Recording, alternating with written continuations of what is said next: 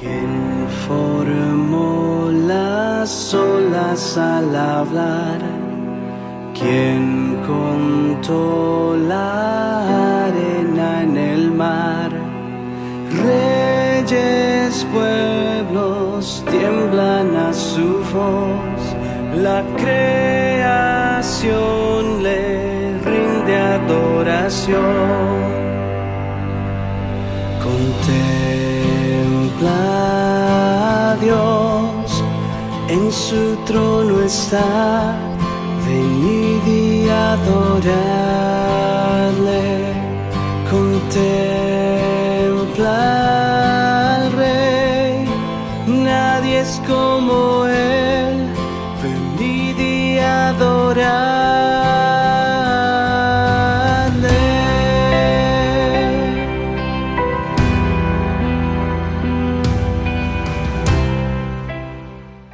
A partir de hoy vamos a retomar la palabra de Lucas. Así que vamos a leer el pasaje de este día, que es Lucas capítulo 20, los versículos 19 hasta el 26. Y quiero invitarte entonces a que podamos leerlos alternativamente. Procuraban los principales sacerdotes y los escribas echarle mano en aquella hora, porque comprendieron que contra ellos había dicho esta parábola, pero temieron al pueblo.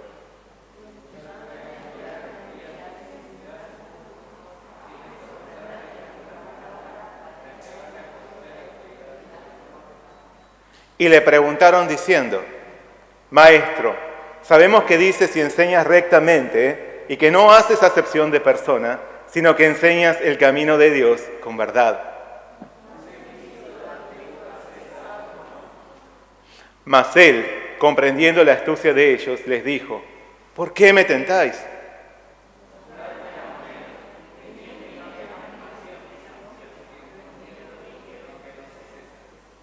Entonces les dijo: pues dad a César lo que es de César y a Dios lo que es de Dios.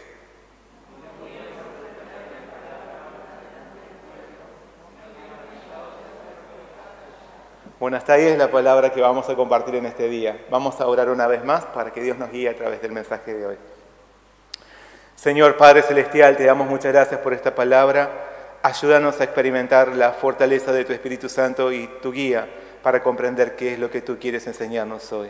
Gracias, Señor, porque tú nos has llamado, poniendo sobre nosotros, sellando nuestras vidas con tu nombre, con tu inscripción en nuestro corazón. Gracias por todo, pedimos en nombre de Jesús. Amén. El versículo clave del día de hoy es el versículo 25. Quiero invitarte a que podamos leerlo todos juntos. ¿Ya? Entonces les dijo: pues dad a César lo que es de César y a Dios lo que es de Dios. Muy bien, dad a Dios lo que es de Dios. En las últimas lecturas de Lucas vamos a recordar lo que habíamos visto hasta ahora. Vimos cómo Jesús había entrado a Jerusalén en medio de la aclamación de la gente. Su entrada triunfal fue descomunal, pero de enorme desagrado para los líderes religiosos. No obstante, su desprecio hacia el Señor se acrecentó aún más cuando Él les arruinó los negocios en el templo por expulsar de allí a los comerciantes. Por esta causa comenzaron a buscar la forma de deshacerse de Él, poniéndole trampas a través de continuas preguntas capciosas. Aún así, de todas ellas, el Señor siempre salía airoso y aprovechaba cada oportunidad para corregir e instruir a sus oponentes. Sin embargo, en vez de arrepentirse por sus corazones duros y llenos de maldad, los líderes religiosos iban incrementando su ira y buscaban perfeccionar sus estrategias para deshacerse de Jesús. En la palabra de hoy vemos un ambiente tenso en el que el Señor debió hacer frente a una pregunta que lo colocaba en el ojo de la tormenta. Jesús debía elegir entre apoyar al Imperio Romano y defender al pueblo de Israel, o defender al pueblo de Israel. Porque con astucia sus opositores le preguntaron si era correcto pagar tributo al emperador o no. No obstante, nuevamente el Señor deslumbró a todos con su respuesta. Había algo que ellos adeudaban mucho más valioso que el dinero que debían pagar en impuestos. Había un acreedor mucho mayor que el Imperio Romano. Era Dios mismo, al que le debían inmensamente más que unas cuantas monedas. Al igual que ellos, nosotros también tenemos una deuda con el Señor. Por eso, Jesús nos exhorta a darle a nuestro Dios aquello que es suyo por derecho. Que por la palabra de hoy podamos ver lo que Dios espera de nosotros. Que seamos conducidos a reconocer nuestro deber espiritual, habiendo sido revestidos de la imagen de Cristo. No le neguemos a nuestro Dios lo que le pertenece, ni le demos al mundo lo que es de Dios. No olvidemos que con nuestro Señor tenemos una incalculable deuda de amor. Démosle entonces lo que es suyo y honremos así su glorioso nombre. Amén. Apenas hacía unos instantes, Jesús había compartido una impactante parábola. Él habló de unos labradores malvados que asesinaron al hijo del dueño de la viña que arrendaban para quedarse con ella. ¿Se acuerdan? Esa fue la última lectura que vimos de Lucas. Sin embargo, a los líderes religiosos no les había gustado para nada aquella historia. Entendieron que el Señor se había referido a ellos y no les había causado ninguna gracia que Jesús los hiciera ver como usurpadores y asesinos delante de todo el pueblo. Debido a esto, se concentraron en buscar una nueva artimaña para exterminar al Señor. Lucas describe: y acechándole, enviaron espías que se simulasen justos, a fin de sorprenderle en alguna palabra para entregarle al poder y autoridad del gobernador. Aquellos malvados líderes ya perfilaban su deseo de darle muerte a Jesús a través del gobernador romano, buscando quedar limpios de la sangre del Señor a la vista de la gente. Pretendían no ser ellos los verdugos, sino la máxima autoridad impuesta por los conquistadores. Conforme a sus malas intenciones, perpetraron contra Jesús entonces una nueva táctica. Le enviaron espías que simulaban ser personas honestas con intereses puros. Marcos nos aporta algunos otros detalles de aquella situación diciendo: y le enviaron algunos de los fariseos y de los herodianos para que le sorprendiesen en alguna palabra.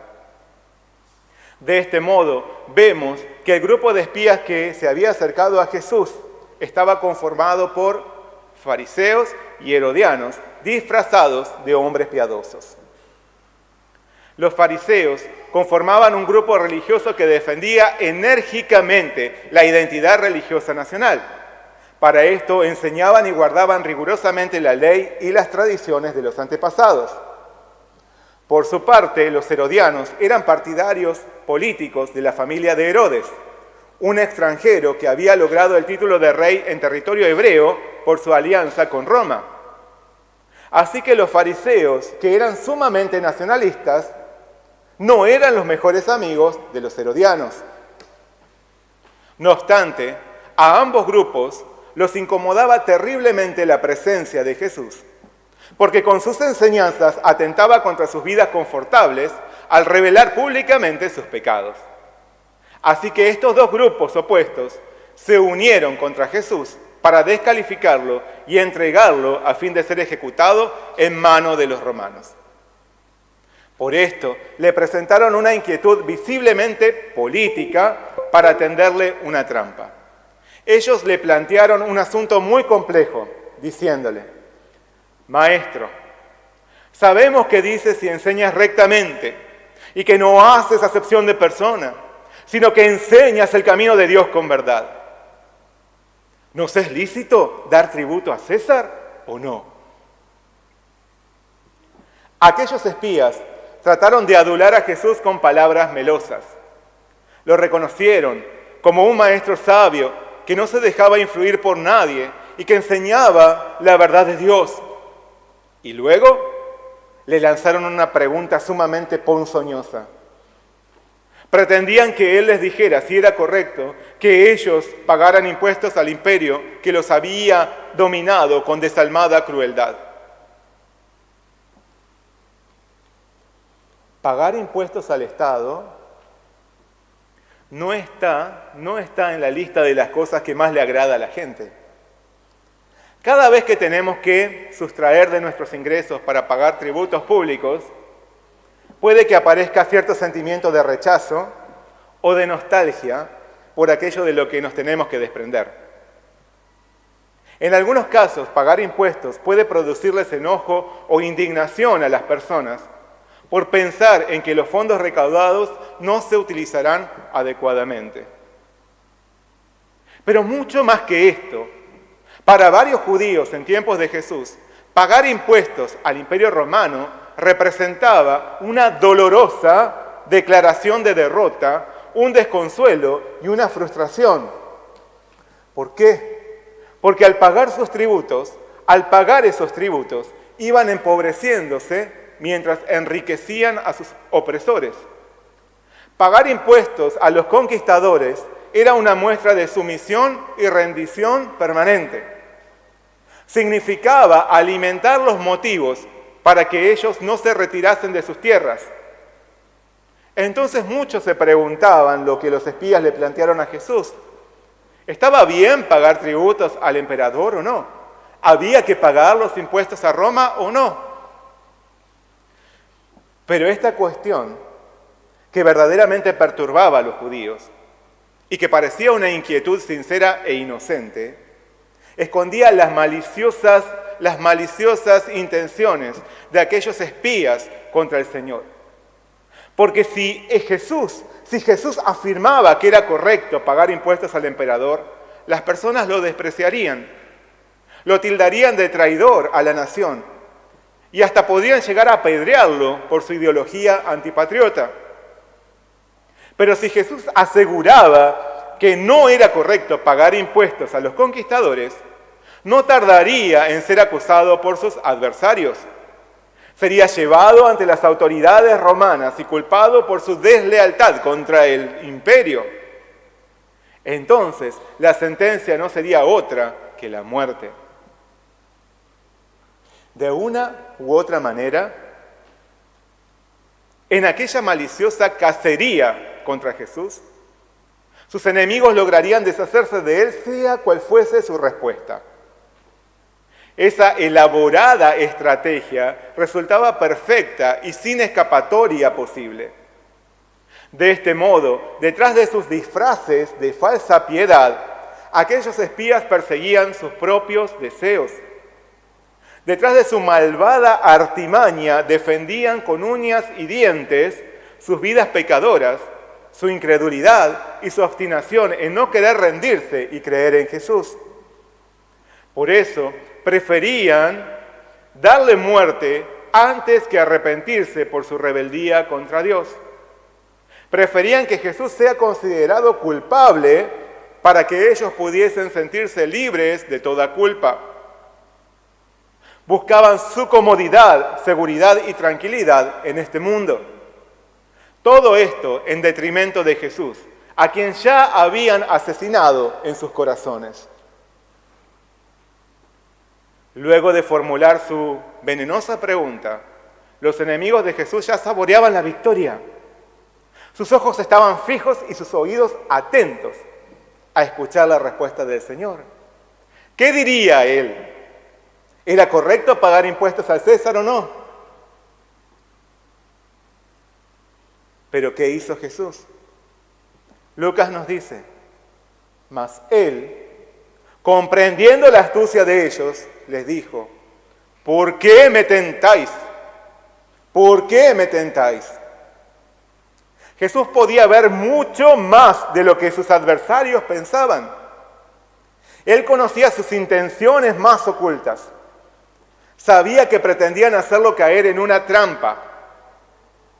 Ellos habían procurado disfrazar su perversidad, su hipocresía, su avaricia, detrás de un manto de falsa piedad. Pero ningún disfraz es suficiente contra Jesús. No hay astucia que pueda doblegar o engañar al Señor. Ante su presencia, todo queda al descubierto. Todo es desenmascarado. Por eso Hebreos nos dice, y no hay cosa creada que no sea manifiesta en su presencia. Antes bien, todas las cosas están desnudas y abiertas a los ojos de aquel a quien tenemos que dar cuenta. Ningún disfraz es efectivo en frente de Jesús. Él lo ve todo. Disfraces. Como aquellos espías, todos podemos volvernos expertos en usar disfraces. En medio de una sociedad que nos invita a ser políticamente correctos, en consonancia con nuestro carácter pecador que busca ocultar su oposición contra el Señor, tal como lo hicieron Adán y Eva en el jardín de Edén, al cubrirse de hojas de higuera. Disfraces para esconder nuestra persona y mostrar un personaje ante otros, para camuflarnos a fin de obtener nuestro beneficio personal, para esconder lo que en verdad somos, lo que pensamos, lo que sentimos, lo que perseguimos, para encajar allí donde nos resulta más ventajoso, para afianzar nuestra seguridad, para proteger nuestra comodidad o alcanzar nuestras ambiciones, tal como aquellos espías que se acercaron a Jesús. Tenemos que tener mucho cuidado. Tenemos que tener cuidado, porque a esto podemos llegar. Sí, como aquellos duros líderes religiosos, persistimos en nuestro error, en nuestro orgullo, en nuestra obstinación en seguir las seducciones del mundo, en apegarnos al pecado y en no arrepentirnos. Como ellos, si nos dejamos arrastrar por el pecado, podemos terminar escondiendo nuestros verdaderos intereses detrás de atuendos de falsa piedad. Y tal como ellos lo hicieron, aunque no seamos conscientes o queramos ignorarlo, todo esto es en detrimento de Jesús, sin lograr evitar que con nuestra insistencia en vivir en el pecado estemos asesinando al Señor en nuestro corazón como aquellos espías. Como si olvidásemos que Jesús todo lo ve y nada hay oculto a sus ojos.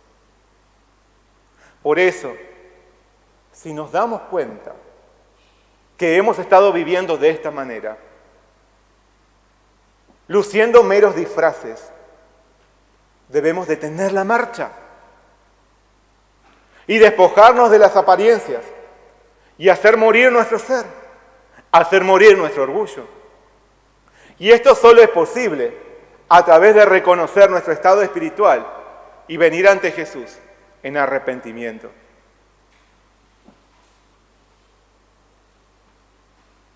El Señor no ve en nosotros el disfraz o la apariencia. Él ve en lo íntimo y oculto de nuestro corazón. Por eso, en vez de poner nuestro esfuerzo en cubrirnos con atuendos artificiales, necesitamos esforzarnos por revestirnos del Señor. Esforzarnos por dejar el personaje e impregnarnos de la persona de Jesús. Despojarnos del pecado y de todo orgullo interior que hace de nuestra vida una vida ficticia. El pecado hace de nuestra vida una vida ficticia. Vistámonos entonces con la imagen de nuestro Señor y llevemos una vida en santidad y piedad verdadera.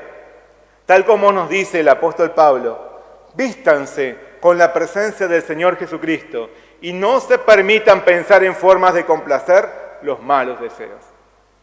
Así que no llenemos nuestro armario de disfraces. Antes, procuremos ser revestidos de la imagen de nuestro Señor Jesús. Amén. Continuando con sus palabras, ante la cuestión que le presentaron aquellos espías que fueron desenmascarados, Jesús exclamó, «Mostradme la moneda. ¿De quién tiene la imagen y la inscripción?» Y respondiendo dijeron, «De César». Entonces les dijo, «Pues dad a César lo que es de César y a Dios lo que es de Dios». Ante el asombro de sus opositores y la fascinación de sus discípulos, Jesús brindó una respuesta magistral. Los dejó a todos con la boca abierta. Porque lejos de evadir la pregunta de quienes querían provocarlo, pidió que le mostrasen la moneda con la que se debía pagar el tributo. Y esa moneda se trataba de un denario que era de origen romano. De un lado mostraba el rostro del emperador y del otro lado tenía tallada su figura. En la inscripción se podía leer el nombre del César y los atributos que él mismo se asignaba. Así que cuando Jesús pidió que le dijesen de quién era la imagen y la inscripción que aparecía en la moneda romana, nadie dudó en responder que correspondían al emperador. Y de inmediato Jesús declaró: pues dad a César lo que es de César y a Dios lo que es de Dios. Ante la respuesta del Señor, no había cuestionamiento posible. Aquella moneda pertenecía al César. No había nada extraño entonces en darle a César lo que era de César. Esa moneda tenía su cara y su nombre en ella. Así que debía ser devuelta al César. No había nada extraño en hacer esto. En ningún momento el Señor dijo de manera directa que debía pagarse el impuesto, ni que debía abstenerse de hacerlo, como pretendían sus detractores.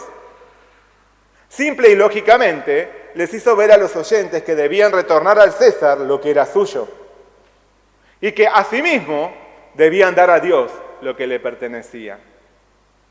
Esto implicaba que había que pagar el tributo que el emperador demandaba, pero además que debía rendirse a Dios aquello que le correspondía recibir por derecho incuestionable. Por lo tanto, ¿qué fue lo que quiso declarar Jesús con aquella respuesta? Si miramos con atención un denario, podemos leer cuáles eran las inscripciones que tenía. Yo traje uno, pero lo van a ver en la pantalla. De un lado decía: Tiberio César Augusto, hijo del divino Augusto. Del otro lado decía: sumo sacerdote. De este modo vemos que el emperador se creía un ser con carácter divino, digno de ser adorado, y se atribuía el cargo de sumo sacerdote. Esto era inaceptable para cualquier hebreo con toda razón. Por eso, con su respuesta, Jesús estableció el deber de los judíos frente al impuesto, pero asimismo puso un límite a las pretensiones del César. Lo que debía darse al emperador era la moneda en sí misma que llevaba su rostro y su nombre. Pero solo Dios merece toda adoración y gloria. Solo Dios merece toda adoración y gloria. A César lo que es de César, pero a Dios lo que es de Dios. Aquellos que creemos en Jesús, llevamos impresa su imagen en nuestro corazón. Como nos dice Pablo, Dios, a los que antes conoció, también los predestinó para que fuesen hechos conforme a la imagen de su Hijo. Conformes a la imagen de su Hijo. Así que si el deseo de Dios ha sido el de poner la imagen de Cristo, la imagen de su Hijo Jesús en nosotros, le pertenecemos a Él. Él no quiso poner en nosotros la imagen de este mundo. Si así fuese, perteneceríamos a este mundo y recibiríamos el pago preparado para este mundo. Sin embargo, tenemos la imagen del Señor en nosotros y seremos llevados ante su presencia eterna. Por eso, nuestra ciudadanía no es terrenal, sino celestial. Como también dice el apóstol, mas nuestra ciudadanía está en los cielos, de donde también esperamos al Salvador, al Señor Jesucristo. Somos ciudadanos celestiales. Amén. Somos ciudadanos celestiales. Aún así, esto no nos exime de nuestras responsabilidades terrenales. Pablo también nos enseña: sométase toda persona a las autoridades superiores, porque no hay autoridad sino de parte de Dios. Y las que hay, por Dios han sido establecidas. De modo que quien se opone a la autoridad, a lo establecido por Dios, resiste, y los que resisten acarrean condenación para sí mismos. Por lo tanto, como hijos de Dios, debemos responder con responsabilidad a los deberes terrenales, dando un buen testimonio ante las personas. Debemos pagar nuestros impuestos y servicios. Debemos pagar nuestras deudas y devolver lo que nos han prestado con diligencia. Debemos responder con seriedad a cada una de nuestras tareas y deberes terrenales para dar gloria a Dios y no deshonrarlo en ninguna forma. De este modo, aunque nos resulte costoso, debemos dar a César lo que es de César, pero evitando echar raíces en este mundo. No tenemos que olvidar que nuestra ciudadanía es celestial. Por lo tanto, sobre todo, debemos dar a Dios lo que es de Dios. Debemos principalmente darle nuestra vida misma, que lleva su imagen e inscripción. Debemos venir ante Él para adorarlo y darle toda honra, separando un día para rendirle culto. Debemos recibir y obedecer su palabra a diario. Debemos anhelar nuestra comunión con Él a través de la oración en el Espíritu. Somos ciudadanos celestiales, con la imagen del Señor en nosotros. Y además, es por eso que en caso de que exista controversia o contradicción entre lo que nos demanda el mundo y lo que Dios nos pide, debemos ser valientes y decidir obedecer a Dios ante todo. Como señaló Pedro, es necesario obedecer a Dios antes que a los hombres. Los judíos en tiempos de Jesús se preguntaban si debían dar al César lo que en realidad era del César. Pero el Señor les hizo ver que ellos no se estaban haciendo la pregunta fundamental. No se preguntaban si estaban dando a Dios lo que era de Dios, porque sus ojos estaban puestos únicamente en lo material de este mundo. Cada vez que un hebreo pagaba sus tributos al Imperio Romano, dolorosamente se estaba sujetando al emperador y lo reconocía como su soberano. Pero nosotros, tanto cuando cumplimos nuestros deberes terrenales, como cuando le damos al Señor lo que es suyo, estamos reconociendo a nuestro Dios como nuestro único y auténtico soberano. Porque reconocemos que es Él quien establece las autoridades de este mundo, y porque nuestra obediencia y nuestra entrega manifiestan quién es el verdadero Señor para nosotros.